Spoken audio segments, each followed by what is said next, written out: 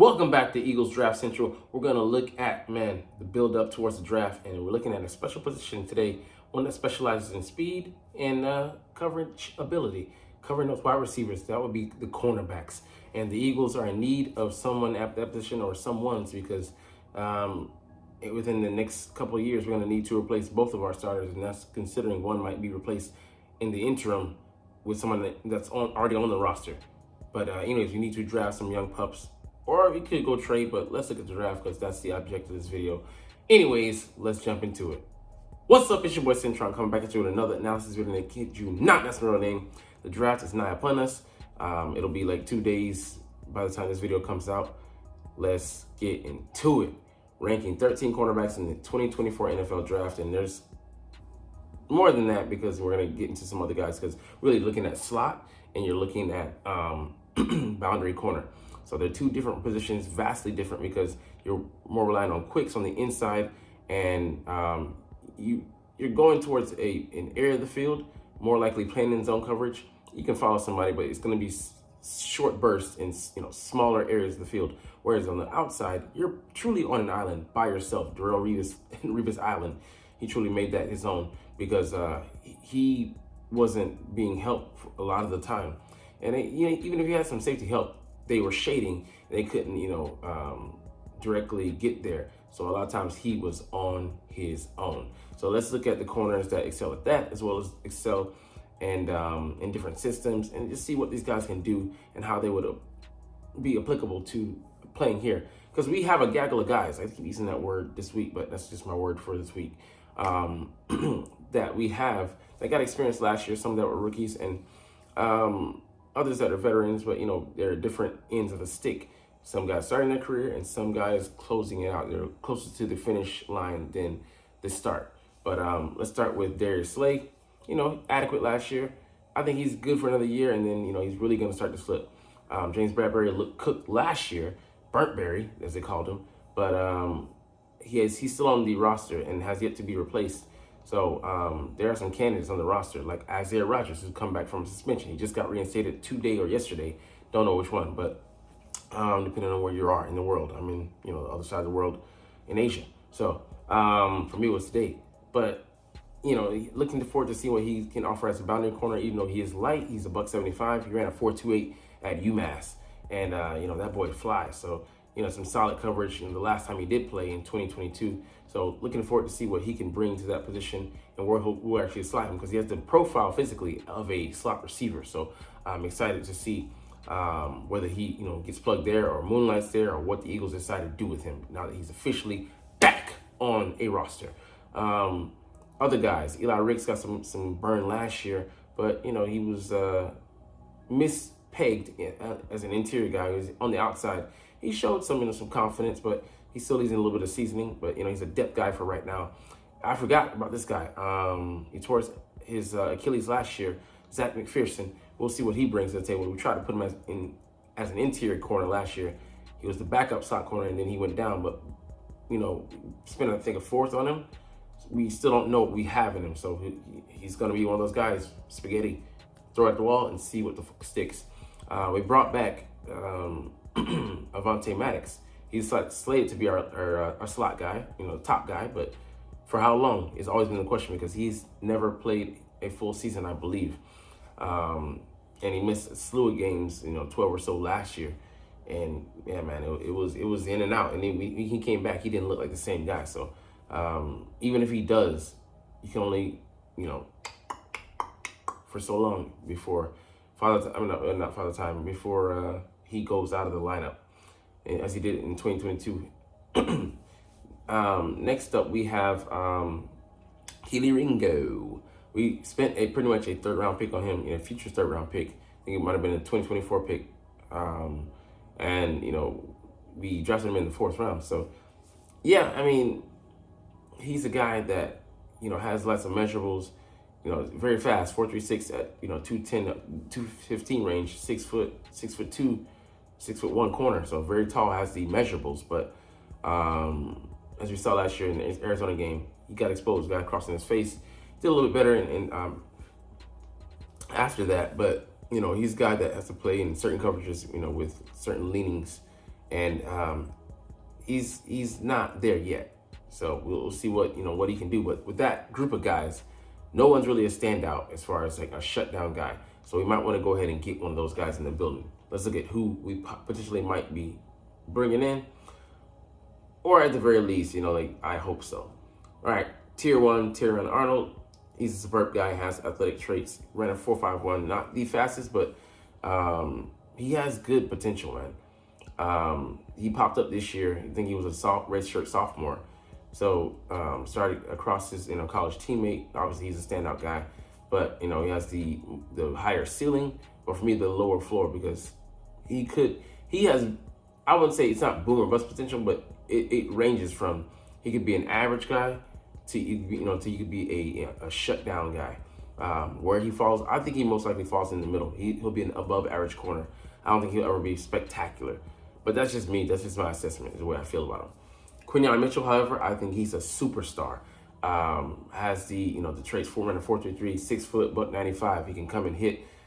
Needs to be better at press, but that's about the only thing. And he fits the Vic Fangio style, I think, the best. He'll be able to play man. He'll be able to play off. He'll be able to shadow guys. And he gets his hand on the ball. Only a pick last year, but that's because they were reticent to throw it at him. Had a couple picks, six I think 2 years ago. He had 5 picks that year, and he's just a guy that just offers a lot. Not going to get beat really. And at the Senior Bowl, people were worried about him being outclassed. He proved himself there. Now tier 2, we step up to Nate Wiggins. I love, don't get me wrong. I think he's the best cover corner, pure cover guy in this draft. That being said, he's 6'1", buck 73, and reminds you of the Washington Commanders draft pick last year, Emmanuel Forbes, who got done in by A.J. Brown famously and just kind of never recovered. He's cratered his confidence. He played in spurts, after that, but, he took himself out of the game, I think another game, and, he just kind of went off the rails. But you're hoping Nate is not the same, but, he ran a 4.28, so no questions about his speed, but, him getting used and abused at the next level is something that you got to have in the back of your mind. Do you see him tackling, coming up and supporting the run in this Vic Fangio scheme? I think not. Cooper DeJean, however, fits the athletic profile, 6 foot 203. Just a question whether he has the the twitchiness to play boundary corner, but I think he could be average to to solid at times. I'm not sure about it, but I think he can find himself a home in the secondary. We just don't need secondary help in other places immediately right now, so I'd be kind of good on that. But he'd be a developmental guy to some extent. So I want someone that can have an immediate impact, or like at the very least next year they can challenge for that. And I'm not sure that's him. However, Kool-Aid McKinstry is a guy I really love. From day one, started as a freshman in Nick Saban's defense, and it takes a lot. For him to trust a guy, a rookie coming in pretty much. And he had the wherewithal, has had, held down the starting job since day one. And, he drew the toughest assignments as the number 1 corner. So I'm apt to trust him more than anything over his college teammate. Crazy to say, but I'll jump into why in the short. But, yeah, man, I think he's just maybe not the most athletic, but he's athletic enough. I don't need him to be, to be Wiggins or whatever, but he can do more than enough. He's a smart guy, studies his opponent tape, has good technique. I think he's one of the most technically sound in this draft. Now, third tier, Ennis Rakestraw, ran a 4.51, came and rectified that this pro day 4.44. 5'10", a buck 83. Just he's on the smaller side for me, and it's just like he says 5'11", which is like he doesn't make enough plays on the ball. He gets more into, being overly aggressive than actually making plays on the ball. So that, that lack of production, 1 interception, and that was on a screen play. So I'm like, hey, I'm fine with you being a shutdown corner. I don't think he's that. I just think, he plays tough. And he will come up and tackle. I'll give you that. But 3rd round, okay, I'll give you, I think I drafted him there, but I wouldn't touch him even in the 2nd round. That's just me. Likewise with Kamari Lassiter, his thin frame, 5'11", for early 5'10", the buck 80. Buck 86 is generous. He has quicks, cool. Played in the toughest conference, and he he locks some guys up. I'll give you that. But a 4.61, man, nah, man.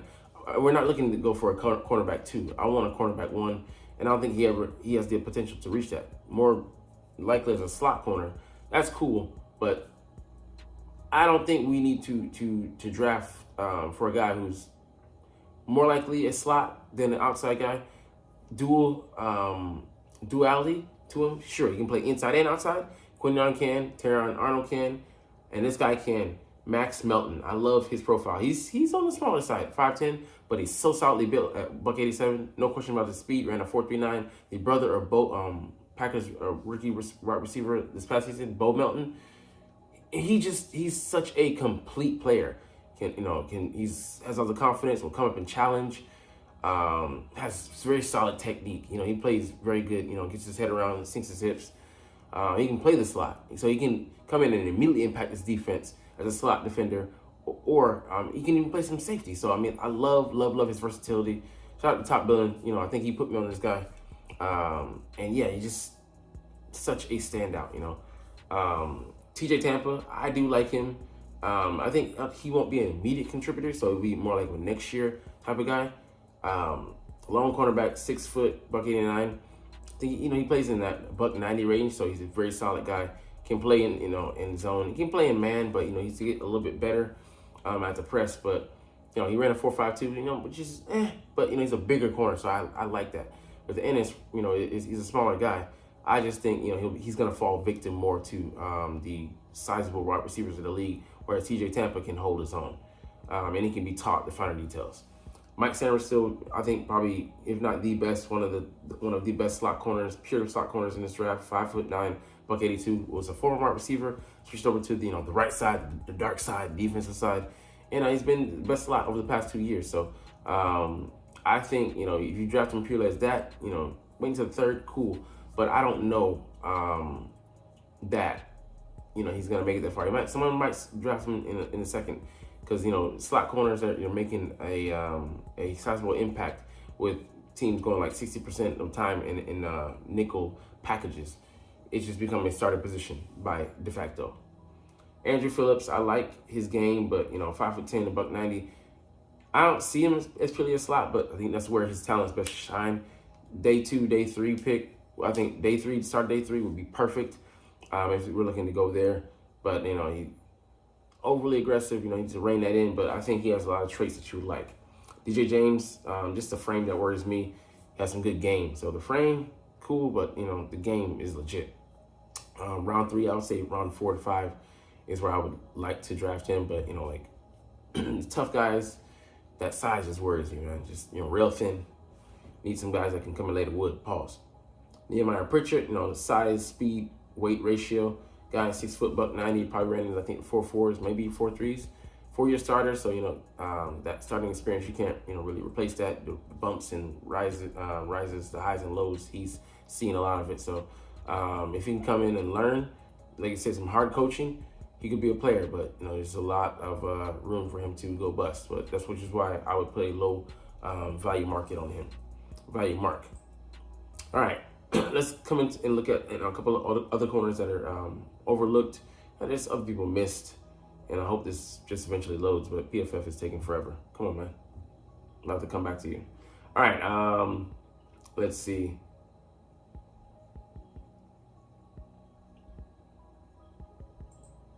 All right, we're going to skip that portion of the video. All right, getting into the draft rankings. There were some guys on this list that were overlooked, and see, their rankings are all out of whack. Quinyon, yeah, he's first. Cooper DeJean second, no. Kool-Aid McKinstry, I would have him third.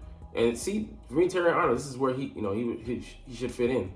And I think these are pre-season ones, rankings, but I guess with it because I don't see how you could surpass your teammate with you doing the number 2 stuff. But I mean, I get it. But Kyrie Jackson is another guy who can be a sleeper. He has some physical traits. He's 6'3", a buck 95. Ran a 4.5, solid. So it's solid for him. But has some anticipation, awareness. miscues, mishaps, miscommunications, issues. So that's what's bringing him down. But physically speaking, he's the corner that you want. Jarvis Brown-Lee, a decent dude, can give you some depth. Renardo Green, him and Jerry Jones, both of those guys. Jerry Jones was the slot guy. I would look to get him in the 4th or 5th. You might go in the 3rd, but you're on the 4-3-8, and yeah, he has some traits. He's like 5'10", $190 range, but 86, I think. And he played he and Renardo played the LSU duo. I think really trio, but they held them down to some respectable numbers. So, like I said, Renardo Green, sorry, solid guy. I think he's a little bit more time to develop, but he could be a player. And hey, alma mater, Florida State, woo! All right, Kalen Carson has some good traits. I think he's like 6 foot or 6'3", but he needs to be more consistent. Chris Abrams-Drain, slot guy, but not as consistent as Andrew Phillips or strong as guy like not Bo Melton, sorry, Max Melton. But he's got some decent tape. Cam Hart had up and down year. What is he? Has some good measurables, but kind of unsure. Kalen King has some solid coverage. I think he had 3 picks, but he needs to get his play weight up or play strength up. Otherwise, he's gonna get pushed around, kind of a la Emmanuel Forbes. And Charles Smith-Wade, a decent guy, could be a depth guy for you. So a lot of guys in the draft, a lot of names you could consider. But man, I really hope the Eagles draft a corner or 2, not 3, because that'd be too many. Because we already have so many in-house candidates to replace our guys, but that are in need of replacement. Anyways, but hey, you're not even watching though. But hey, as always, I love talking about the Eagles and I love making these videos. So we're gonna chunk the deuces officially. But as always, it's fly Eagles fly, and let's motherfucking go. Like, comment, share, and subscribe if you like. Thanks for watching. Check me out at Cintron Anime, Cintron Life, or Cintron Laughs, or other social media.